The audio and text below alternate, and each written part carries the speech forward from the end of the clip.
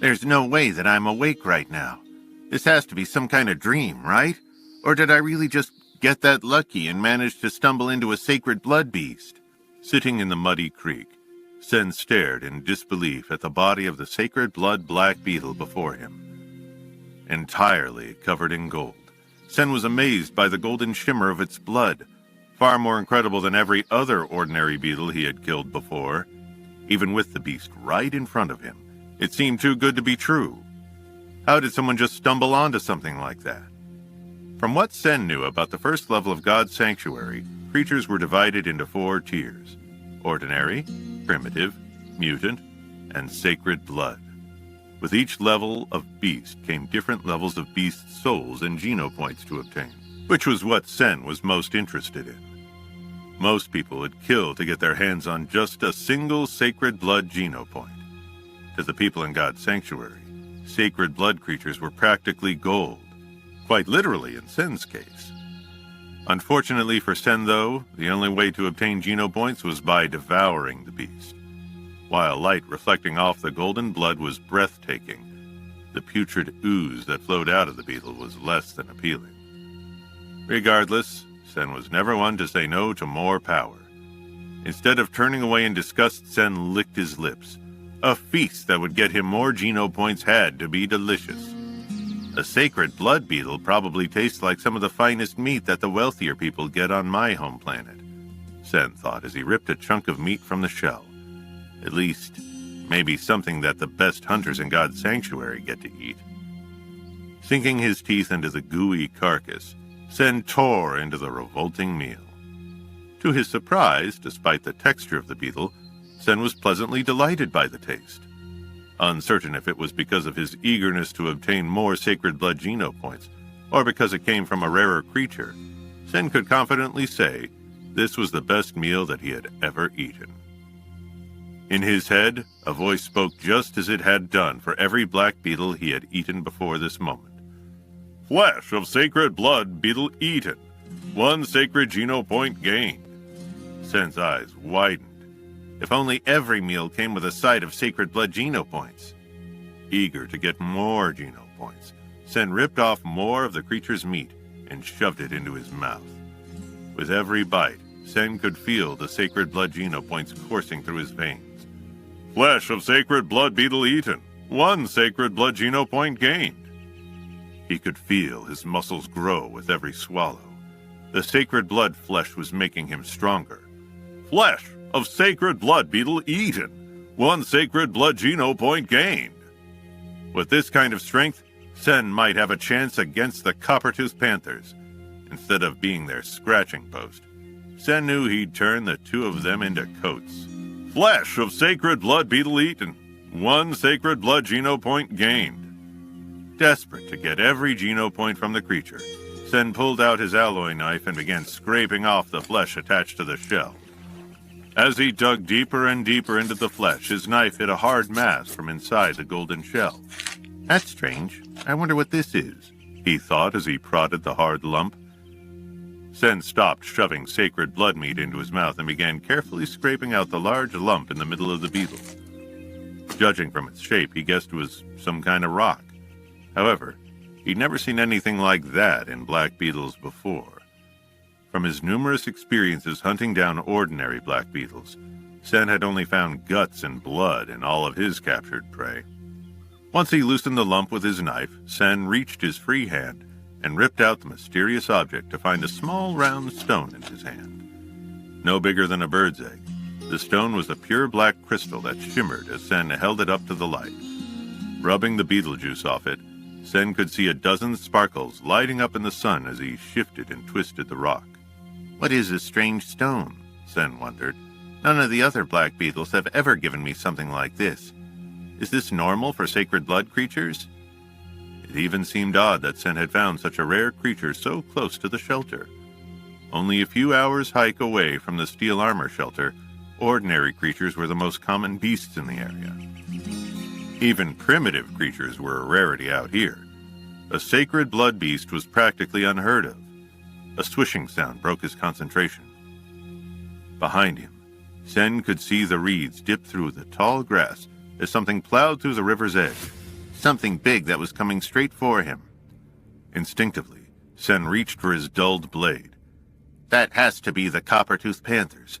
They came back to get their revenge. Still clutching on to the black crystal, Sen quickly dug into the mud, creating a small hole to shove his newfound belongings into.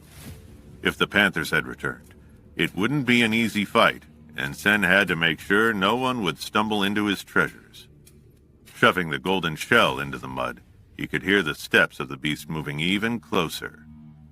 Just as he packed the mud down, the beast broke through the reeds and charged Sen.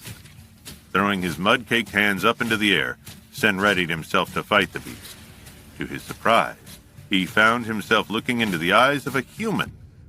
Standing before him wasn't a creature, but a fierce young woman. She pushed forward towards Sen and raised her hand. In the once empty hand, a dagger materialized out of thin air before she pushed it against his throat. A beast soul dagger. What are you doing lurking in the reeds? Are you following us? The woman demanded. Still surprised that it was a woman in front of him and not some beast, Sen was unable to answer. His vision was filled with a dagger in front of him. From the handle, he could see the impression of butterfly wings. Sen's heart sank. That's a Deathwing butterfly dagger. This is Sarah Arryn's beast soul. Finally, daring to look the woman in the eyes, Sen met the all-too-familiar fierce eyes of Sarah Arryn, one of the strongest women in God's sanctuary, and the last person Sen wanted to run into. Pressing her dagger further into his neck, Sarah hissed. Tell me what you're doing out here. Confused that she didn't recognize him, Sen lowered his hands. I'm just out here to hunt black beetles. For the past hour, I've been trying to capture... Seeing that Sen wasn't a threat, Sarah lowered her weapon. You're playing in the mud looking for bugs? You know you can get killed out here if you aren't careful. I said I was hunting. This isn't a game for me. Ms. Arryn, Captain, are you here? Called out another voice from the edge of the river. She sighed as she unsummoned her dagger, making the dagger dissolve into the air as if it was never there. Yeah, I'm over here. We can keep going. Still uncertain as to how Sarah didn't recognize him, Sen looked down to see that he was entirely covered in mud from head to toe. After his battle with the Coppertooth Panther and burying the golden beetle shell, Sen must have rolled around more in the dirt than he thought. He doubted that he'd be able to recognize himself in a mirror right now. Luckily for him, it seemed that his struggle against the Coppertooth Panthers had proven to be useful. Tromping through the reeds, Sen could hear the loud steps of a creature racing forward. In seconds, two beast mounts, a horse-sized iron-shelled armadillo and a gigantic red-crested stag sliced through the reeds. Although he couldn't quite see their faces, Sen imagined they must have also been from the steel armor shelter. What do we have here? Could the great Sarah Arryn have caught a mud monster? Asked the man wearing green armor riding the red-crested stag. Sarah shrugged as she looked Sen up and down. Just someone trying to hunt primitive creatures. Let's keep moving. Hold on, Miss Arryn, the mustached man said as he leapt off the armadillo. I know you, don't I? Scrambling to get away, Sen offered the man a weak smile. I don't think so. I don't have many friends in God's sanctuary. Grabbing onto Sen's shirt, the mustached man pulled Sen close. Ass freak, it is you! A snarl curled at the corner of Sarah's lip. This is that pervert? Hearing the name Ass Freak chilled Sen. When Sen first arrived in God's sanctuary, he was anxious to take on his first beast. Excited to join in on the hunt and claim his first beast soul, Sen had stumbled onto a white wolf unicorn. Having heard about the creature in his own home back on planet Roka, Sen knew just how incredible of a creature this was. As he unsheathed his blade, Sen leapt onto the beast's back and plunged the dagger into its large behind. Unfortunately for Sen, it turned out that the wolf was actually Sarah Arryn. Sen could still picture the rage in Sarah's eyes as she shape-shifted out of her white wolf unicorn beast soul, still with Sen's dagger sticking out of her behind.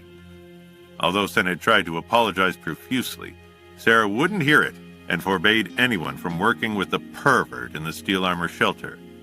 Ever since that horrible mistake, Sen had been known as Ass Freak to everyone at the shelter and was seen as the lowest of the low. Even now, Sarah was looking at him as if he was nothing more than ordinary beetle guts. Disgusting and absolutely worthless for someone as powerful as her. Grinning, the mustached warrior chuckled as he gripped even tighter onto Sen's shirt. Well, ass freak, I thought you'd know to be more careful where you go in these parts. Don't you remember that Sarah never wanted to see you again? And if she did, then we were allowed to kill you right where you stand? Behind him, the green-armored warrior cackled. Yeah, if this is a favor for Sarah Arryn, I'd happily do it myself. I'm all for doing a little bit of charity work. Hiding his alloy blade in his sleeve, Sen gritted his teeth, ready to stab the mustached man in the ribs if he needed to. Even if I have no chance of winning, there's no way that I'll be going down without a fight. In a place as lawless as God's sanctuary, Sen knew that Sarah or any of these men could kill him without repercussion. In the wilds of God's sanctuary, there were no laws. Theft and murder were all fair game to those who ventured into the world.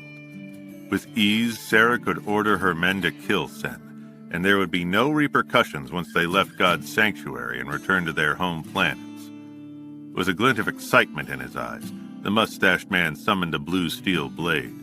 I think it's safe to say that this world would be better off without ass freak existing in it. I know for sure I'd be feeling better about it.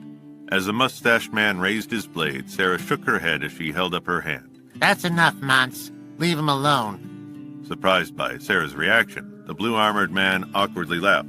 What? Since when are you pro-ass freak?